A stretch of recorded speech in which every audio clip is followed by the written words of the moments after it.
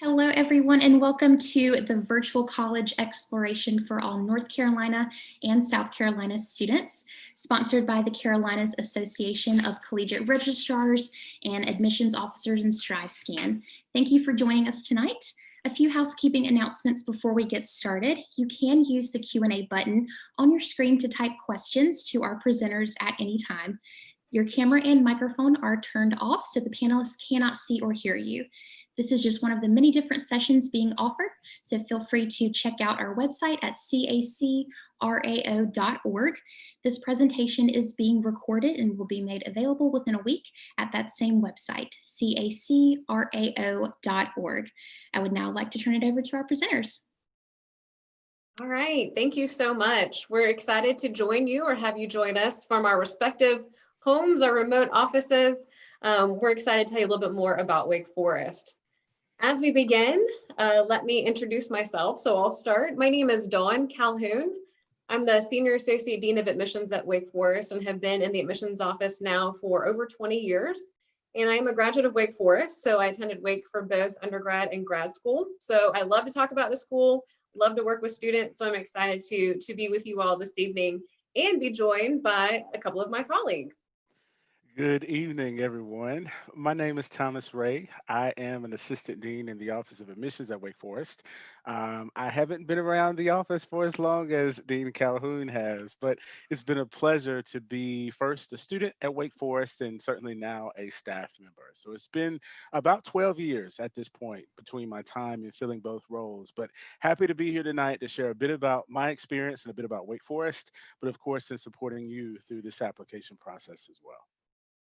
Wonderful. I'm so glad to join you also. My name is Susan Faust. I'm one of the assistant deans in admissions. I've been in admissions for about 7 years now, but came to Wake Forest many years ago in 1991. So I know Wake Forest in many different ways, and I'm glad to be part of admissions now. I am responsible for the Q&A, and so as you post questions, I'll be the person responding. And then when the session is over and we open it all up to Q&A, I will then be posting or offering your questions to both Dawn and Thomas. So I will see you later, but please feel free to ask questions. All right, thank you, Susan. So Wake Forest will be known to you probably because it is very close to you. You are students coming from North and South Carolina. So Wake Forest is very near, but you do realize that Wake Forest will take you quite far, and we'll unwrap and unpack what that means as we go through the presentation this evening. But Wake Forest is a place that has a little over 5,000 undergraduate students. It's a place where you will grow in your love of learning. You will understand the engaged liberal arts. You will plug into our motto and live it out day in and day out of Per Humanitate. You will see yourself becoming a global citizen. You'll become part of a community. And I say that kind of quickly, and I know that Dean Ray here and I will explain what exactly that means as we begin to tell you how Wake Forest, a university so near to you, will take you so far. You know, there are a number of different ways that we can talk about Wake Forest and ways that we will discuss this place. And maybe you'll quickly realize what we believe makes Wake Forest distinct. But if there's anything that you should know, anything that you should be sure to take away about this institution, it's very much the fact that we're serious about our academic environment. If there's anything that we hang our hat on more so than anything else, it's the academics. The average class at Wake Forest is only about 20 students. The smallest class that I had at the university was only 8 students, and my experience is not atypical.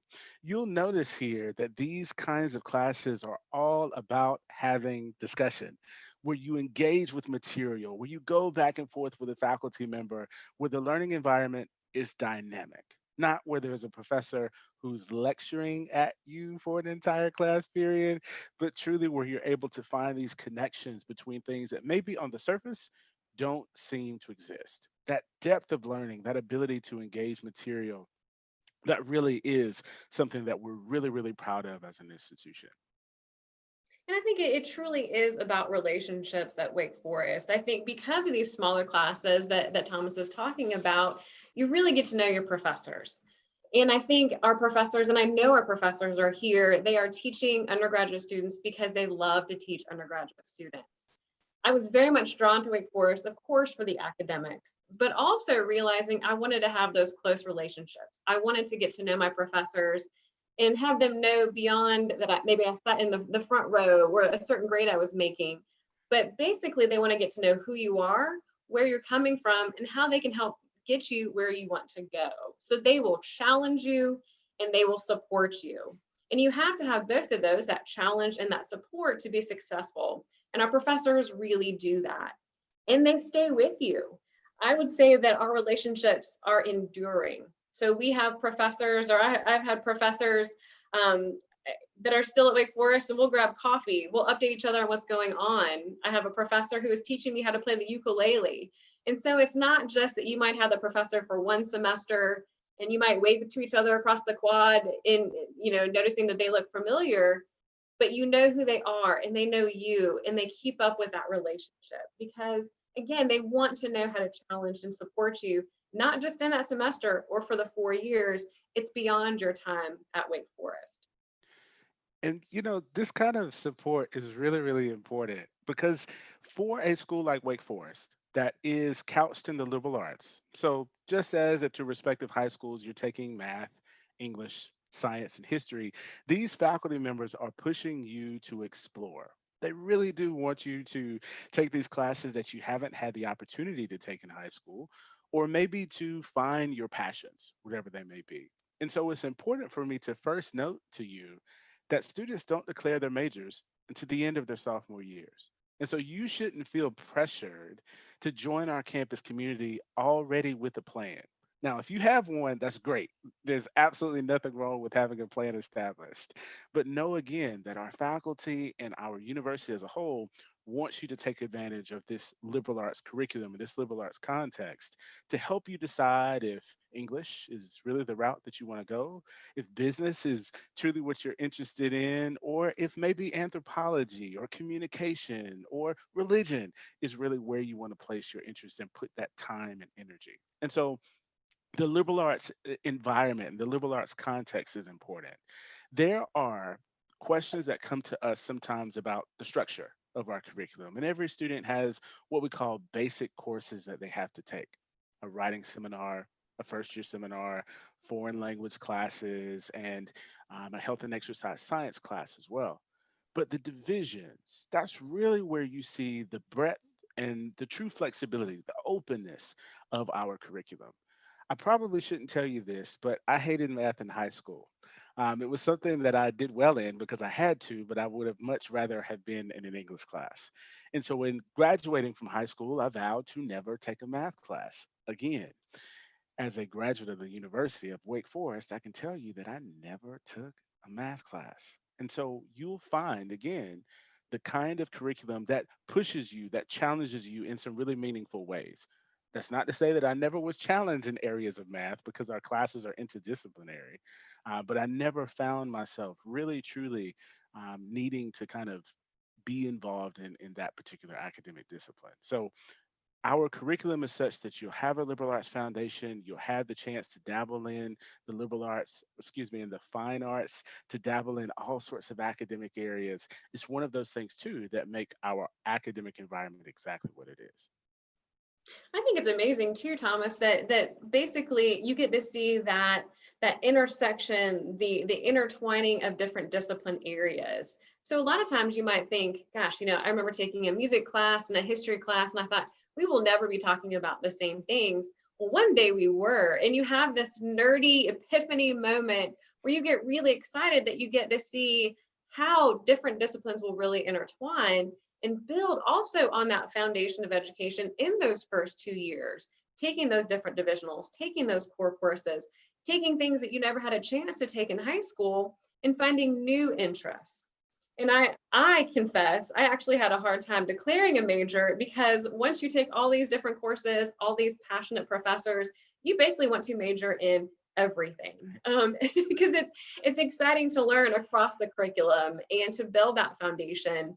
And when you come in as a first year student, you are assigned a faculty advisor, a student advisor, and they help you in those first 2 years to figure out who you are, what speaks to you, what's going to interest you for a major, maybe a double major, maybe a major and a triple minor, whatever that looks like. But a lot of advice and support, I keep coming back to that word, support along the way until you declare that major at the end of the sophomore year or apply to our undergraduate business school at that time.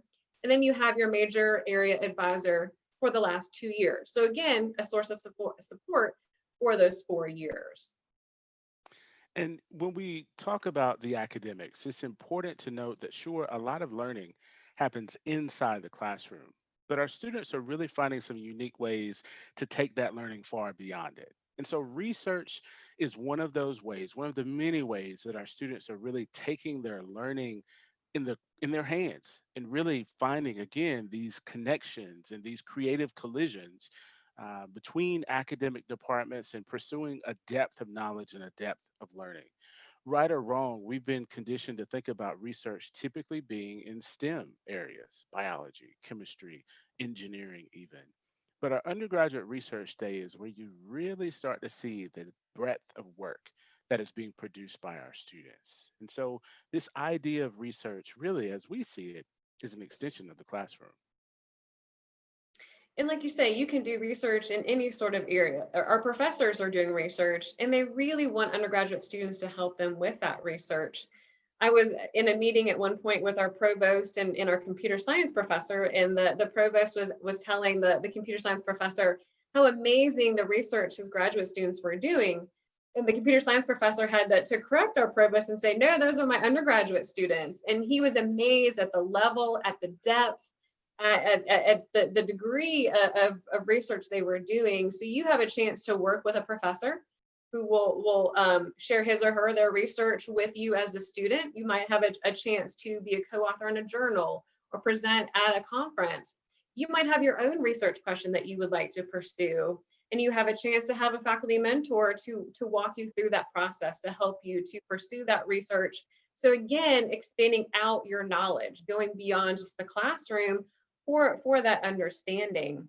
And we're actually part of the Richter Foundation, so a chance to apply for a Richter fund. If you win, you have a chance to do research in an international location. So lots of ways to plug in and go just beyond, way beyond the classroom, kind of the confines of those walls, to gain even more knowledge in something outside of the typical. And you mentioned international, learning beyond the classroom, and study abroad really, truly is a big part of the Wake Forest experience. Roughly 3/4 of our students spend at least one term abroad. That actually puts us at number 4 nationally in terms of percentage of students that are studying abroad. And we've got over 400 programs for you as a student to take advantage of. Some that are traditional, where you stay with the host family and attend the local university, speak the local language, but others are what we'll call house programs. So Wake Forest actually owns property in Venice, in London, and in Vienna. And so for some students, spending an entire semester in one of those houses is really what they're most drawn to. And Dawn, I understand you've got experience at one of those places. I do. I love to talk about it. I'm glad you asked. So as a graduate student, so I went to Wake Forest to study counseling. So we had a chance to study in the house in Vienna. So to stay in that house, there's a classroom in each of these 3 houses. Professor will go over. You have a chance to study for 4 days a week and then travel for 3. And for that experience, it's basically like primary sources. So you're going to the birthplace of, for me, it was the tenets of counseling and understanding Freud and Frankl from that primary viewpoint. So instead of having a secondary or even a tertiary understanding of counseling, we were going straight to the source. And I will tell you, every day that I was there, I basically pinched myself thinking, I can't believe I'm here. I can't believe what I'm seeing and hearing and understanding and becoming this global citizen. And so not just, being soldered into this American way of life, but understand the world from that different perspective. And so for me, it was such a valuable experience. And it makes you want to study all the time in different places and understand culture and language. And again, go to those primary sources for that learning process. Indeed, indeed. And that's really the tip of the iceberg when it comes to studying abroad. We've got an entire year-long experience in Copenhagen, Denmark. So if there might be any of you that want to spend that entire first year of college engaged with new culture and new ideas, a new language as well, that's a great opportunity for you. And then there are these study away programs driven by internships. Every student is guaranteed placement with an internship where they have engagement with our alums that are living in the area as well. Some really great professional development and just great opportunities to expand your professional network as well. It is really study abroad again is a really big part of the Wake Forest experience and something that we encourage you to do as much and as often as your schedule allows. But it's important to note, unfortunately, that you can't study abroad every semester of your Wake Forest experience. And so when you come back to campus, there's something really important to know about Wake Forest. Yeah, I think I have to say that I was drawn to Wake Forest, of course, because of the academics and that small atmosphere, but this idea of being a collegiate university. But for me, understanding there are lots of schools out there where you can get a great education, you can have that college experience. But at Wake Forest was a little bit different, or a lot different, in the sense that we have this motto of pro humanitate. So for humanity, on behalf of humankind. And for me, that made Wake Forest different and special. And I think it is a place where you are part of something bigger than yourself. You have a chance to give back. You have a chance to acknowledge a need, your neighbor's in need or a need around you. Think about what can be done and then take action, which is the most important thing that you can do, is to take action. And so for me, understanding that I'd be surrounded by others who believed in this pro humanitate, who believed in taking action, who believed in being change makers, made Wake Forest a place that I wanted to be a part of. And then realizing that it's, again, not just a 4-year motto, it's not just a seal that you see when you walk around campus, but it's part of who you are that you take with you when you go. So wherever you end up, you continue that pro humanitate way of life. And we have different events to keep you plugged in as well to, wherever you are in the United States and also internationally. So taking that motto all over, and trying to make this world a better place wherever you are. And so there are lots of ways that you can give back. And one is actually happening right now. So we have something called Hit the Bricks for Brian Piccolo. So it's raising money for cancer research. So in a typical year, it's usually a one-day event. We run the bricks of the quad from 11 a.m. to 7 p.m. at night, basically tallying up the number of runs that you go around. It brings out our full community, students, faculty, and staff. And so you're coming together, yes, to compete, but also to be a community. And so it's one of those events that pulls our full community together, and you see the benefits of that. And you see pro humanitate in that.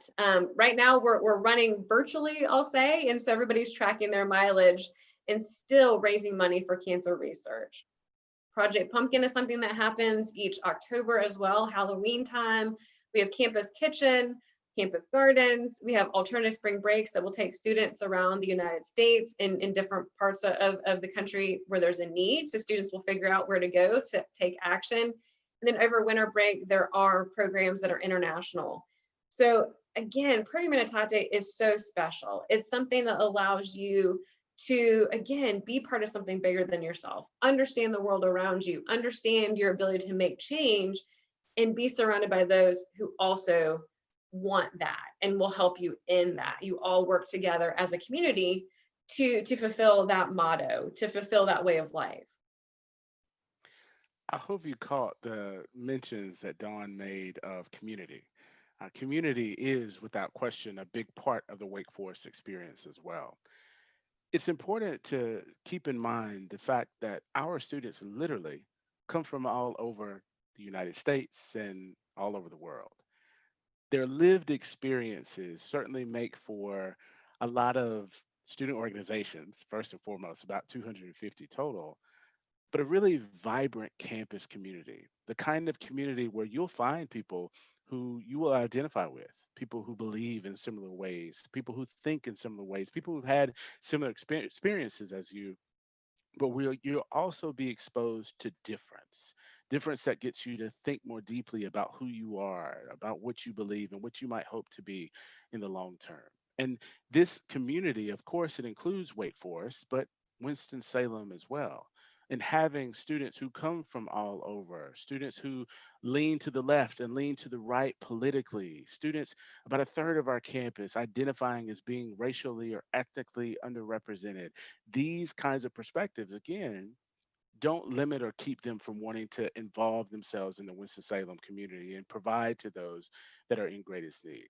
It really is one of those things that the power of people and the people of Wake Forest is really what drew me to this place. And it's something that I could probably say keeps a lot of people around Wake Forest as well.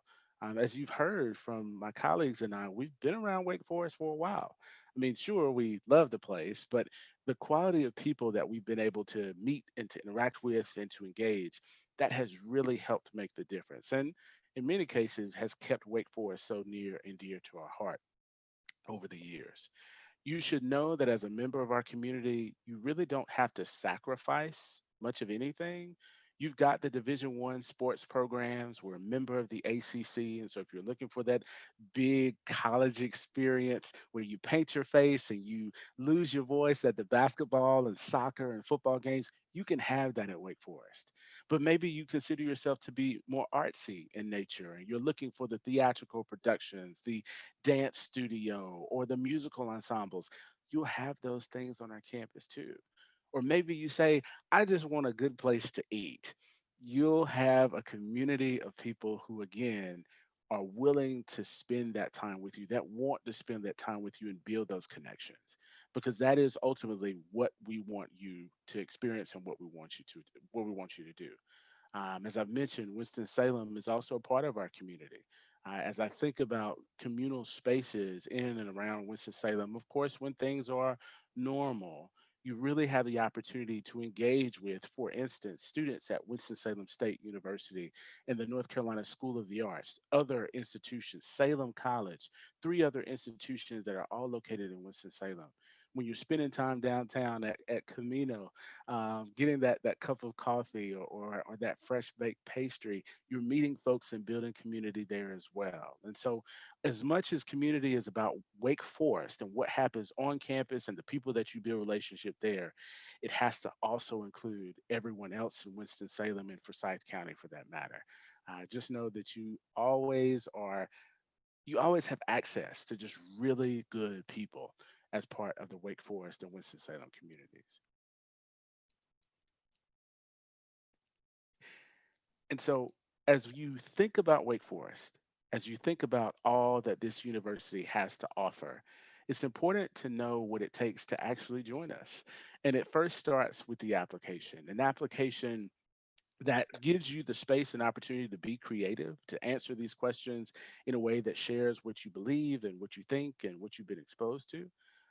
But also with this interview, where you have a one-on-one conversation with an admissions officer to talk about what your high school experience has been like. And then last but not least, there's our policy as a test optional institution. To keep it simple and to keep it short, we believe that the 4 years you spend in high school, that's much more important than the 4 hours you spend taking a test on a Saturday morning.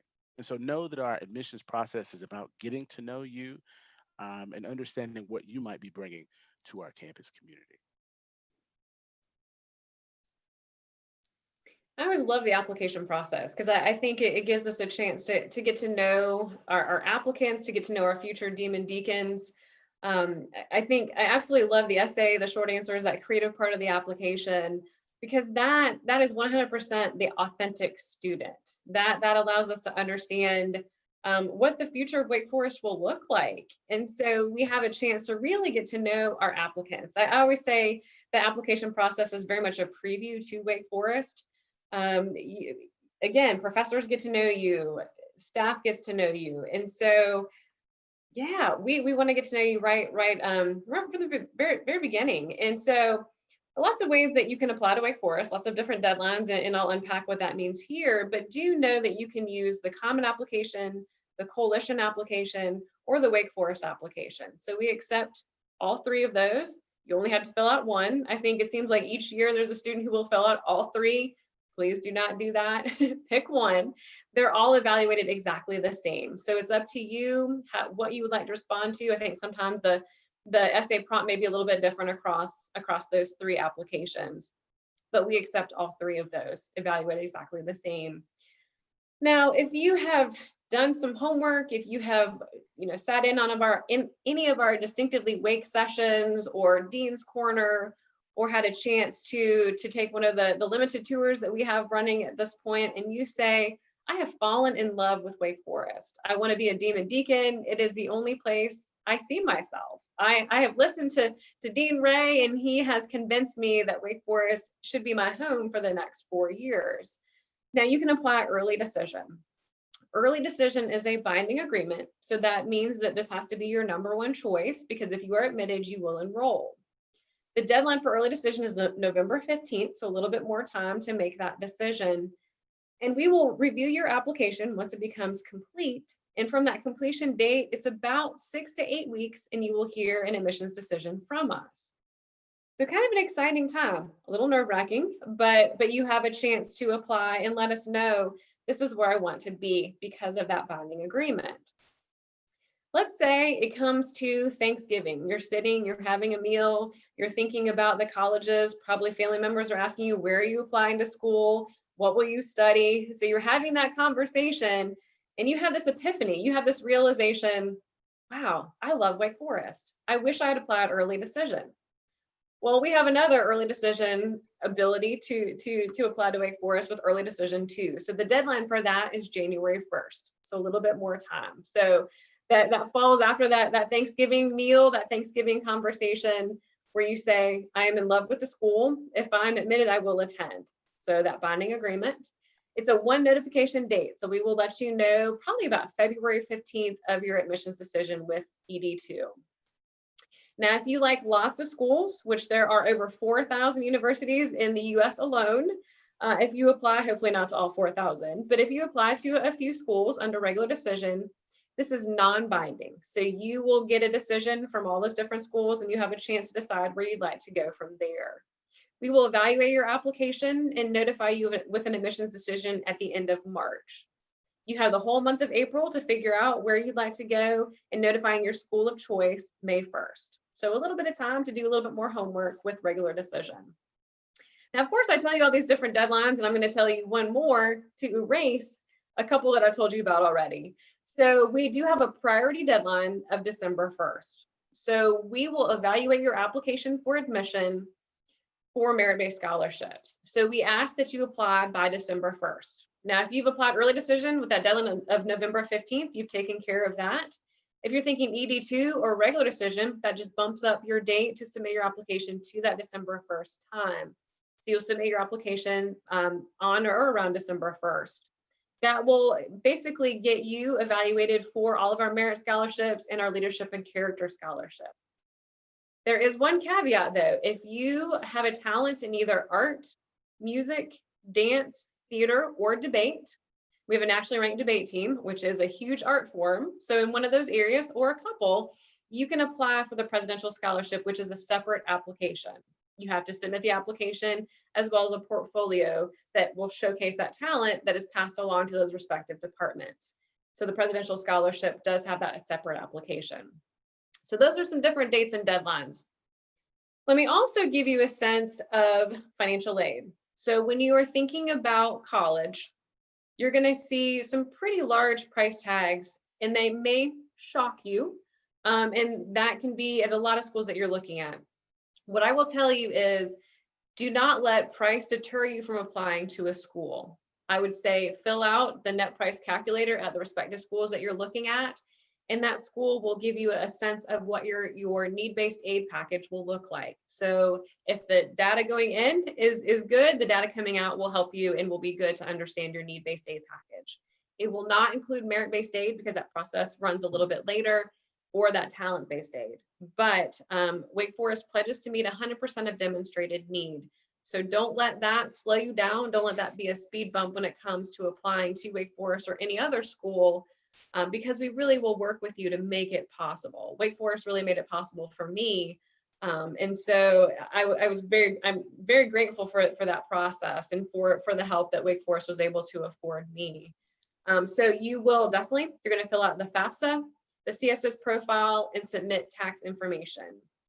You also will be able to be in touch with the financial aid office. You'll understand what has been submitted. You will see that through your online portal. So a sense to know what has been received and what still needs to be turned in.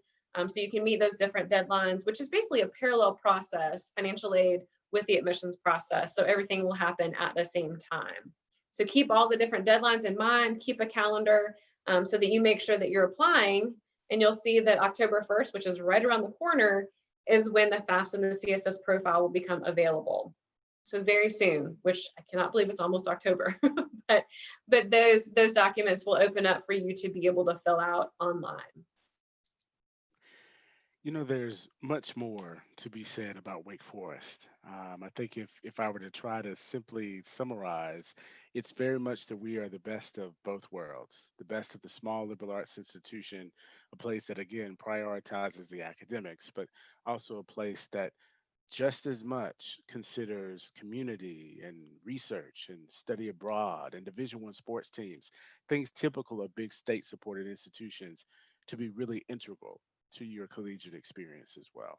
And so as you move forward through this process, you'll see our social media listed here. The QR code directs you to our website where you'll learn more about Wake Forest. The virtual tour of our campus is posted there as well, so be sure to take advantage of that. And you'll also see our email addresses as well. I should mention that I work in particular with students from the state of South Carolina. Dean Calhoun works with students from Central North Carolina, and Dean Faust works with those students from Eastern North Carolina. But we do want to pause there because if you let us all, we'll spend the rest of our time talking about Wake Forest. Dean Faust, what questions can we answer?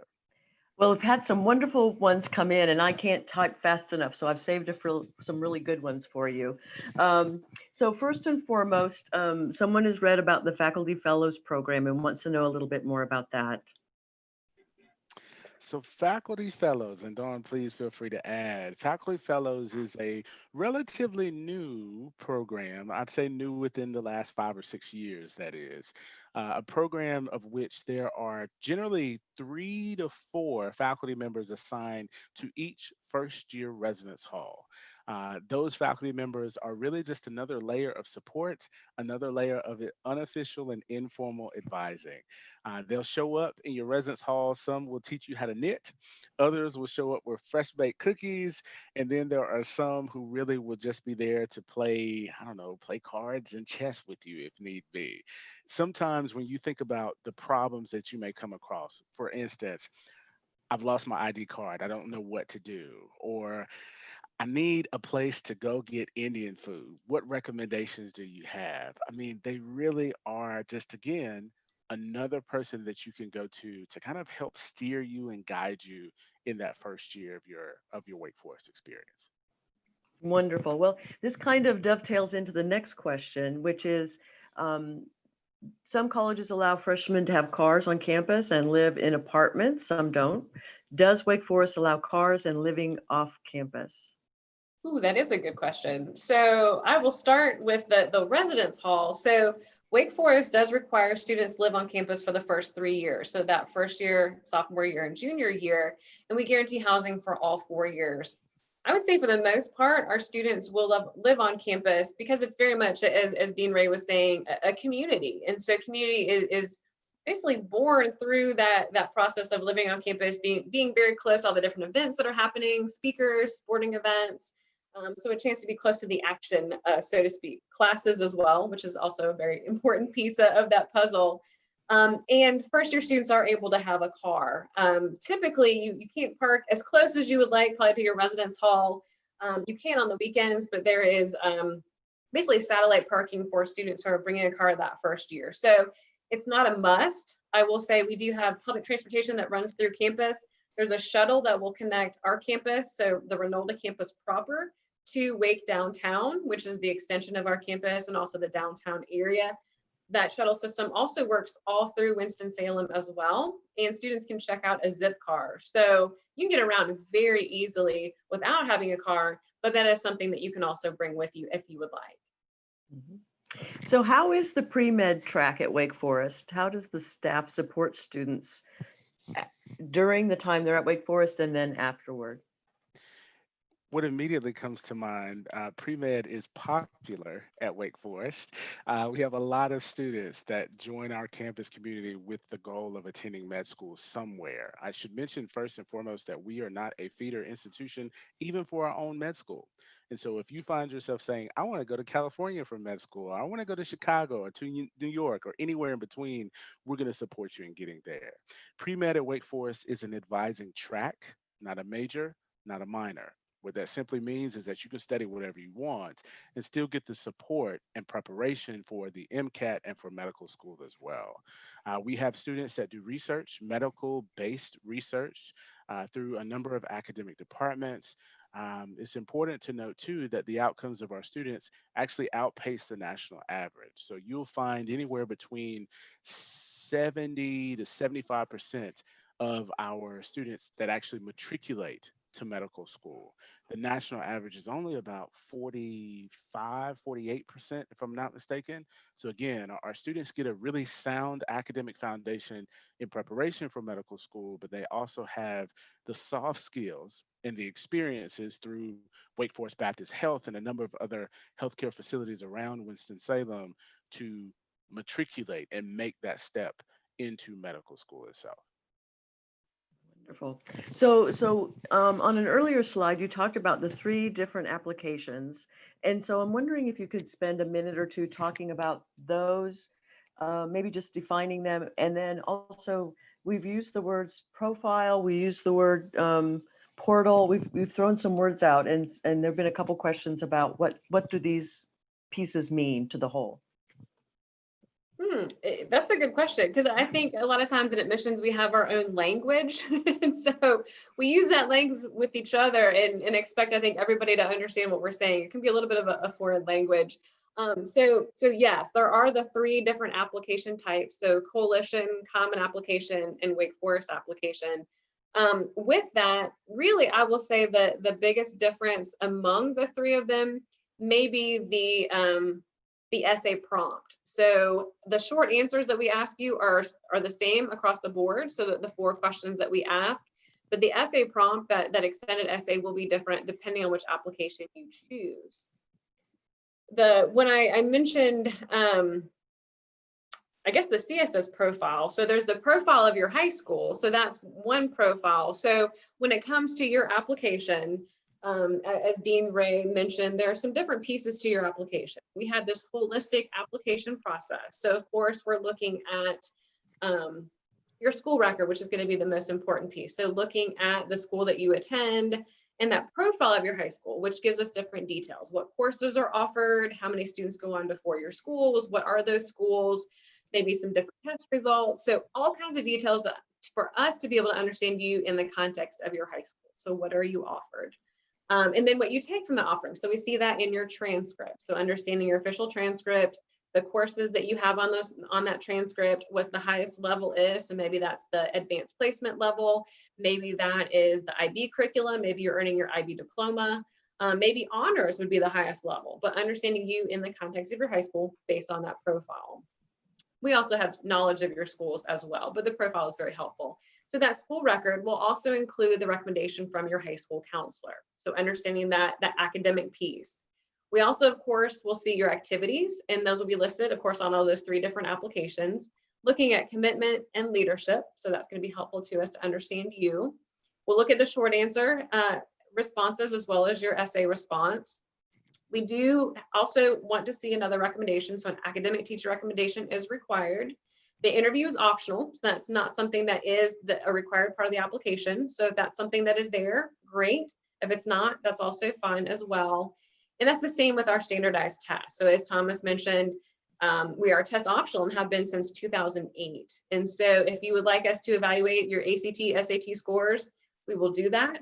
If you want to withhold your scores and you would rather put the emphasis on your school record, which is where we place a lot of emphasis anyway, then you can withhold those scores. So that's an option for you not to submit scores. So we look at all these different things.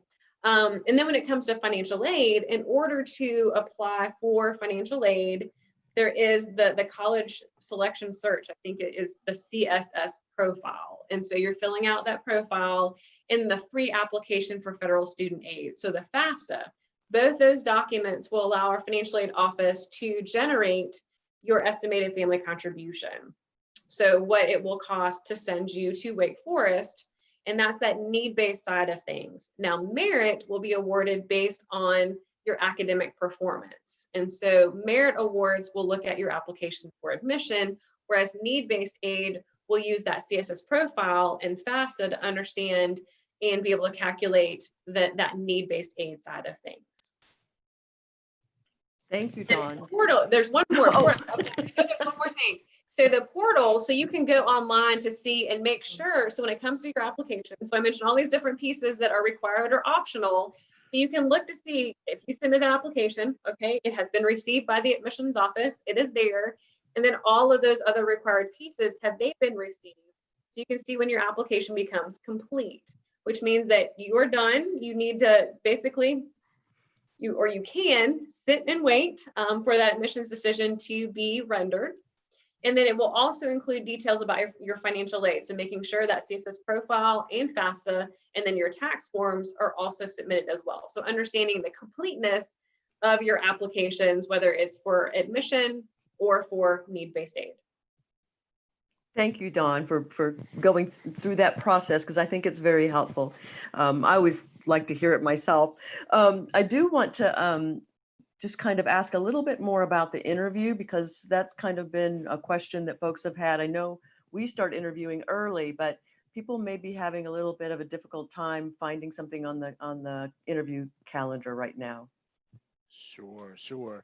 So a couple of things about the interview. So we interview students after they have completed their junior years. That's the eligibility criteria to take advantage of the interview. So if there are any underclassmen, hang tight. The time has not yet come for you to spend that time with us. But know again, at the conclusion of your junior year, next summer, you can start looking towards Wake Forest and what we will be doing about interviews.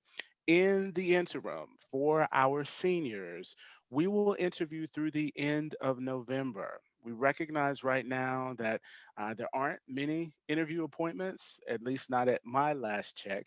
And that is, to be quite honest, just a reflection of the demand at this point of the year, but also our requirement as admissions officers to shift our attention to virtual school visits and travel as well. So I want to remind you that interviews are not required. They're not required. There are ways that you can share with us some of the same things that you would have in an interview in our application.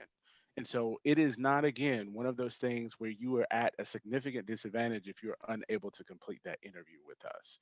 And so again, if you're able to get on a calendar, great. But if you don't feel that you're at a disadvantage.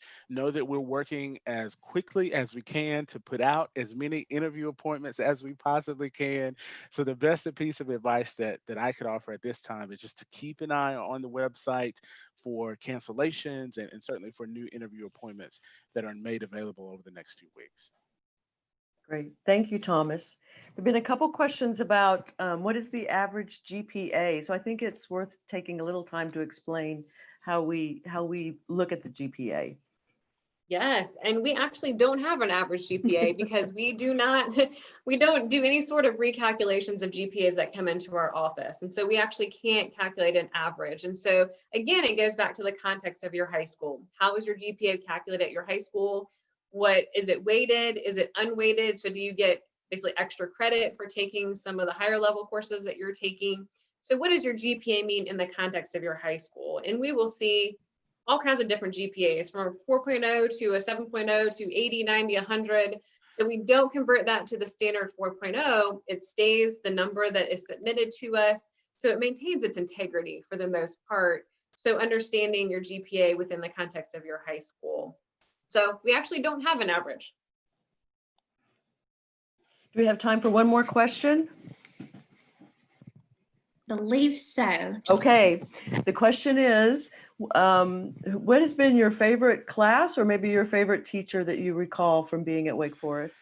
Those are always the hardest questions to answer because there are so many professors that I've enjoyed so much.